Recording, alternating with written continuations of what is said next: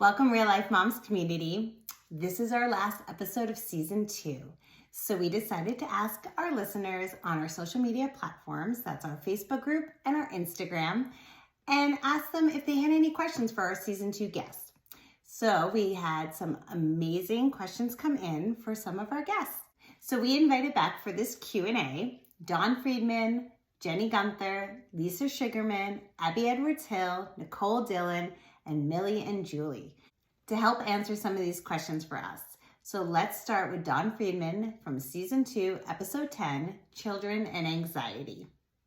And here's our first question. Hi, Real Life Momz listeners. I so appreciate Lisa sharing a question with me from her audience and getting the opportunity to answer it. And the question is, can you share any insight on how anxiety can present as a behavior issue, and how can you tell the difference? It is a really, really great question. So first of all, how can anxiety present as a behavior issue? Well, let's remember that anxiety is all about avoidance. It's about avoiding the thing that makes you nervous or scares you.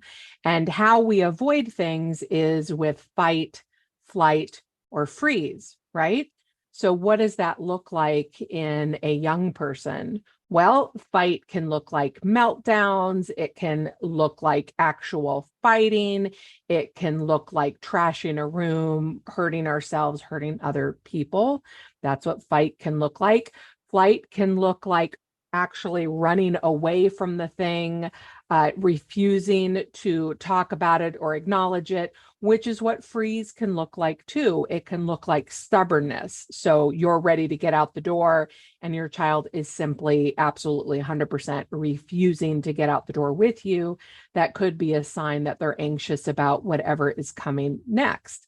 Now, obviously, kids can trash rooms, fight with their siblings, be really stubborn without anxiety. So how do we know when it's anxiety?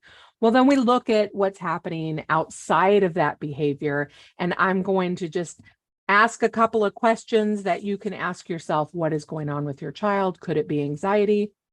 One of the things that you can look for is somatic symptoms. Lots and lots of kids have somatic symptoms of anxiety, and usually that's stomach aches or headaches. So if you have a child who complains about their stomach hurting a lot and you've taken them to the doctor and they have checked out as being completely healthy, that is very often a sign of anxiety. And it's actually where a lot of families I work with first come to the realization that maybe it's anxiety, as the doctor says. I think these stomach aches have something to do with anxiety. The other thing is if your child asks for reassurance a lot, that's incredibly common. These are kids who will say, where are we going after school again? Where are we going after school? They ask over and over again, or they ask for reassurance that it will be okay. Do you think my teacher will like my homework? Do you think my teacher will like my homework?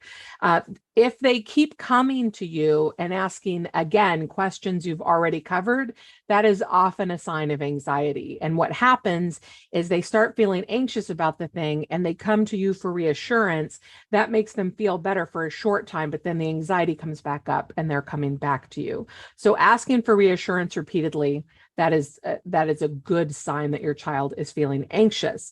If your child follows you around a lot, if you say, go upstairs to put away laundry and they go upstairs too, they can't be on a different floor than you, or they're following you from room to room, that can be a sign of anxiety that they're struggling to be alone. Or if they don't like you to leave the house without them or demand to know when you're going to be back. Older kids will often text their parents, where are you? When are you coming home? I need you to come home. That is a sign of anxiety. And then frankly, if they worry a lot. So if you have a child who worries a lot, is it going to rain?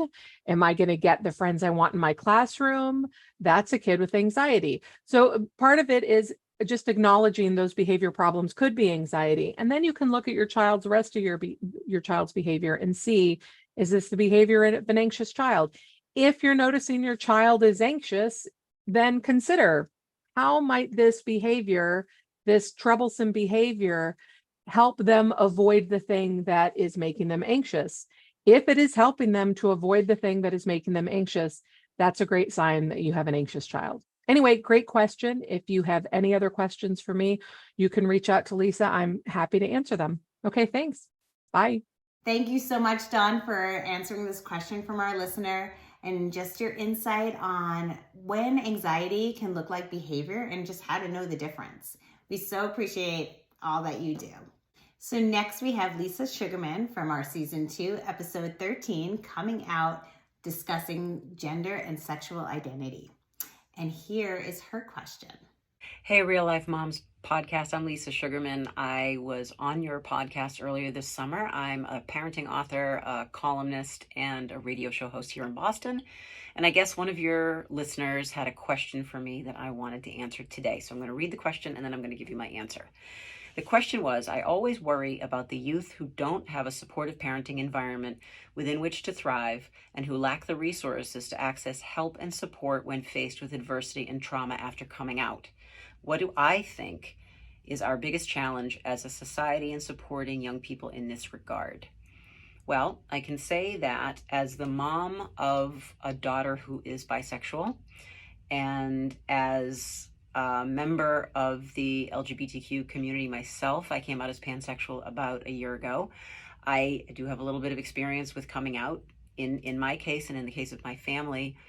My husband and I and my youngest daughter fully and completely and totally supported our oldest daughter when she came out, and my family did exactly the same when it was my time to come out. So I'm very grateful and fortunate for that. But a lot of people don't have that luxury of having that kind of support. There are teens out there who are terrified to come out. And that's a huge challenge that teens are facing. It's a very traumatic event. It can be a very traumatic event, especially if you go into it thinking that you don't have support. So, and I know a lot of teens and young people coming out don't have support, and that's just a sad reality. So what do I think is our biggest challenge as a society in supporting these kids who don't already have support at home? I think it's continuing to build a framework of support outside the home. I think that we continue to develop organizations like GLAAD, the Gay and Lesbian Alliance, like the Trevor Project, that help at-risk LGBTQ youth in a crisis counseling capacity. I think that we need to make all of these types of platforms and communities available to our kids at school, within our communities. I think we as neighbors and community members need to communicate with the youth around us that we know well enough to have relationships with, that we're there as a support, even if their families may not be.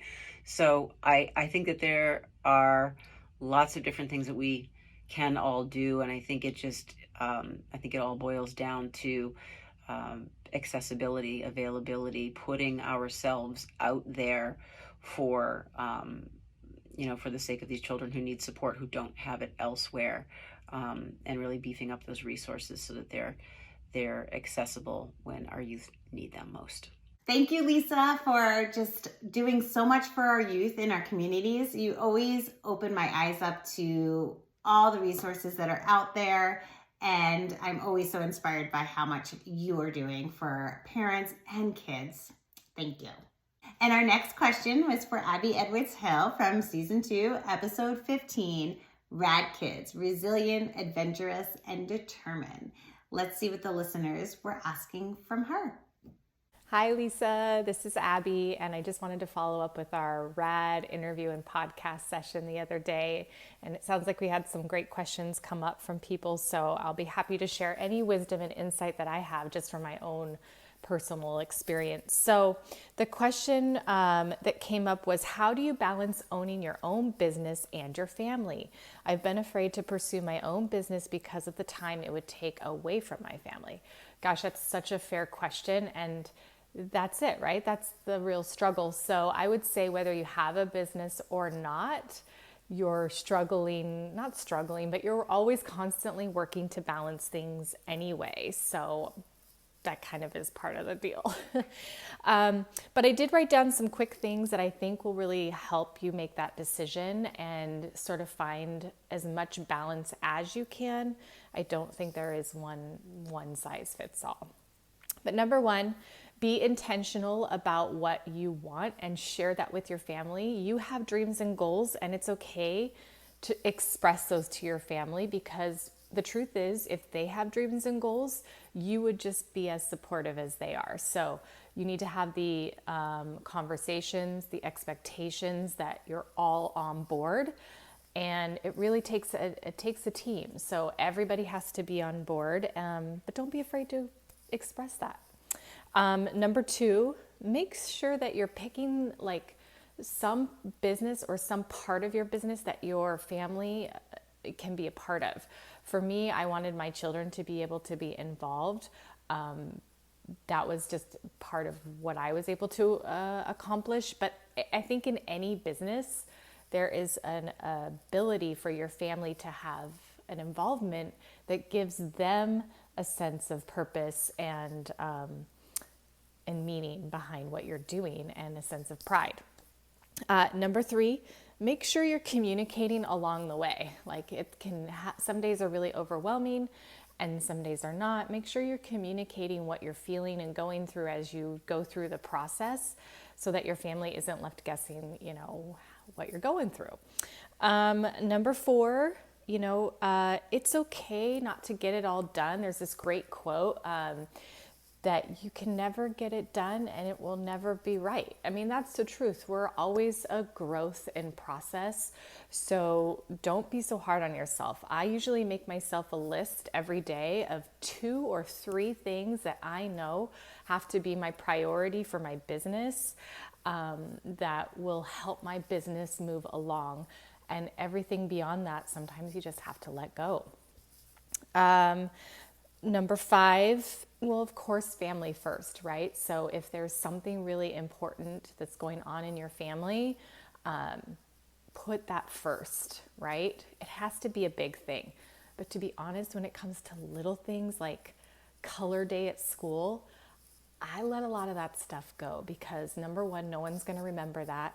No one's going to care, and no one's going to judge you for that. If you don't remember what color shirt to send your kid to school in that day, those are very, very temporary things that when people look back on their life, they're never going to remember. But they will remember how you made them feel and what, inspiration and impact you had on your family with your business and your goals and dreams. And then lastly, just be really committed to your own growth, right? So like, as you grow, I think your family will grow with you and will see that you are willing to change and grow and nurture, and they will want to do that for themselves as well. So really, you're giving them a gift by going after your dreams and goals. You're showing them that it can be done and it's possible. So I say go for it. All right, thanks. Have a great one. Feel free to reach out too if you ever need any extra support or help. I'm always here. Thank you, Abby, for answering this question. And it's so true. We are always trying to balance things as parents. So whether you have a business or not. So why not start something if you're passionate about it? And next, let's welcome Jenny Guenther, who tackled a really important topic in episode 11, Enough is Enough, talking about gun violence. And let's hear what her question was. Hi, Lisa. Thank you for these great questions. My questions were, how do you talk to your kids about gun violence, and how do you help them feel safe as they return to school? My kids are 13 and 10, so I have a teenager and a tween. And they both know that I'm part of Moms Demand Action. They have since I joined several years ago. So we have talked about why I am part of Moms and really what the purpose of the organization is, and talked about how we're really working to reduce gun violence and promote gun safety. So I've talked to them about how I believe guns really need to be safely stored so that kids can't have access to them. And I've also talked to them about some of the laws that we have passed recently that are going to help keep our communities and keep our kids safer. As far as specifically talking about gun violence, I like including mass shootings and school shootings. I've read or listened to some podcasts from people who are experts in this area of child psychology or child therapists that have said that we should really answer questions that kids come to us with, but not specifically give them more information than they may be ready for or that may not be age appropriate for them. So, my 13-year-old is probably more likely to read about or hear about events on the news or maybe through social media or from her friends at school. Whereas my 10-year-old who doesn't have a phone, doesn't have any social media, might be less likely to maybe know about some of the events that happen. So I try to let them lead with questions. If something big has happened, I'll let them come to me with their specific questions, and I really try to answer with as much facts as I can, and really not maybe provide them with anything more that they may be ready to hear. And as far as helping them feel safe at school, I mean, that's a hard question. I think all of us parents want to be able to say nothing will ever happen to you. You will always be safe.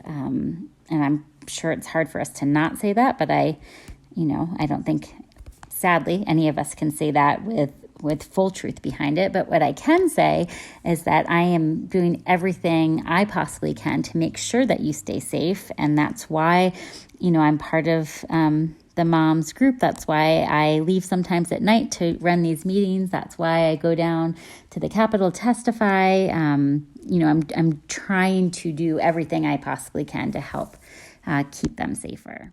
Jenny, I cannot thank you enough for all that you do to keep our kids safe. And thank you so much for your insight on this topic. We so appreciate everything you're doing. Next up, we have Julie, who will be answering for herself and Millie. And they were from episode 2, How the Pandemic Affected Our Kids' Education. And here's their question. So our listener wrote in, you mentioned that many students had lost a parent or a family member from COVID. How are the schools supporting kids throughout the transition of grief and loss? Great question, by the way. And let's listen to what she has to say. Hey Lisa, it's Julie here. Thanks for having me back on. In answer to the question, Millie had sent me a response, and she said that they do have a counselor with their charter school and have a district counselor who goes around to all the schools in the area. But she specifically has seen students that are going to their private family therapist. So that seems to be more of the trend rather than the counselors by the district and by the charter schools. Personally, for me, at the Catholic school that I work at, we had a couple of students that lost family members, or even if it's just something like there was a student that her father got into a bad car accident and he didn't die, but with our school they'll ask for donations, or all of the teachers kind of got together and contributed to buy gift cards for gas and for groceries for the other parents, and for the families, to make sure that the children were still going to be supplied for and cared for. Yeah, it's nice to have that kind of school community where all of the parents and families and the teachers come around and help out for the children. Thank you, Julie and Millie, not just for answering the question. We appreciate that, but for all you do as a teacher, just supporting our kids both physically and emotionally. This is such a challenging time to be a teacher and for our kids, so we appreciate everything that you're doing for them. And our last question goes to Nicole Dillon from episode 12, Starting Anew and Taking a Chance. And Nicole has been really busy, but she was able to write back her response. So here is her question. A listener wrote in, I struggle with my kids not wanting to make a change and feel that they don't want to start over. I feel like this holds us back from taking a chance on something better for our family and for us. Do you have any advice on how to talk to our kids who feel like they are giving up everything for a possible better life? Totally tough. Let's see what Nicole wrote back. So Nicole was busy, but she did write in, and here's what her response was. She wrote, I think that change is scary for everyone, but especially children. Consistency makes kids feel secure, so an interruption would be very intimidating. I'm not sure how old your children are, but my kids were 8 and 10 when we started the journey, so they can understand fairly well that this was a new opportunity for an adventure. With technology, they have managed to stay in touch with their friends, and we go back to visit. You can counteract every negative with a what if in a positive light. Like if they say, what if I don't make the soccer team? And you say, well, what if you're the captain of the soccer team? We were very honest with our kids. We told them that it might not be amazing, but we will never know unless we give it a shot and try our best to make it great. It's working out for us, and we are happy we made the leap. It's been a learning experience, a bit of a cultural growth, a test of strength and endurance. There are ups and downs, but overall, it's been super. We are very fortunate. In addition to a great community, my parents have a vacation home here, so they are close by, and more often than not, that they can help with the kids feel comfortable and adjust. I'll always vote for new adventures and the possibility of a better situation. I hope that your kids learn to be open to growth and change, and that you have a wonderful experience. Thank you, Nicole, for taking the time and answering the question. I know that's something I think about all the time. Sometimes I want to do something, and then my kids are like, no, so just getting another perspective is always nice to hear. I just want to take a moment at this end of the season to thank everyone that has been a listener, and for all our amazing guests, especially the ones that have answered your questions today. I know I personally have grown from each and every one of these conversations, and I hope that you are also growing and learning and feeling connected to other moms through this podcast. If we can help just one mom not feel alone or get that advice that they need or the resource that would just change everything for them, then I feel that this podcast has won. That is our goal. So I really appreciate everybody who comes on and either is a guest or a listener that helps support each and every mom out there. So season 3 will start September 13th. And we have more amazing moms and more amazing stories to tell. So come join us on September 13th. And if you either want to be a guest and you have something you really want to share, or you have somebody you want to nominate to be a guest, come join us. Let me know. You can email me at reallifemomspodcast@gmail.com. I would be so excited to hear from you. So looking forward to all our new guests next season. And don't forget to follow Real Life Momz, helping one mom at a time.